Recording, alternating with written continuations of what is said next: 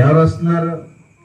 అన్ని కూడా ఆశీర్వాద కోటాలంటే వస్తున్నారు, వాగ్దాన కోటాలంటే వస్తున్నారు, లేకపోతే ఏవేవో భోజనాలు కోటాలంటే వస్తున్నారు. దేవుని సంఘం ఆలోచన చేసుకోవాలి. ఈ కడవరి దినాల్లో ప్రార్థించేటువంటి సంఘాలు లేపబడాలి. దేవునికి స్తోత్రం కలుగునుగాక. నా మాట వినబడిన వారందరూ స్తోత్రం చెప్పండి. హల్లెలూయా. ఈ యొక్క భయంకరమైనటువంటి దినాల్లో, ఈ యొక్క కడవరి దినాల్లో దేవుని సంఘం ఎలా ఉండాలో తెలుసా? ప్రార్థించేటువంటి సంఘంగా ఉండాలి.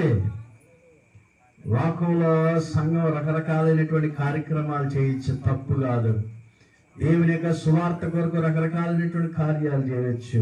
వీటన్నిటికంటే కూడా ముఖ్యంగా మనము ప్రార్థించడానికి మన హృదయాన్ని సమర్పించుకోవాలి. దేవునికి స్తోత్రం కలుగునుగా.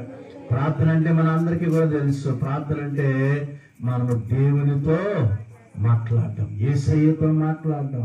నేను మీతో ఎలాగ మాట్లాడుతూ ఉన్నాను, ఎలాగ చెప్తా ఉన్నాను, అలాగా యేసయ్యతో మాట్లాడేటువంటి అనుభవమే ప్రార్థించేటువంటి అనుభవం. దేవునికి స్తోత్రం.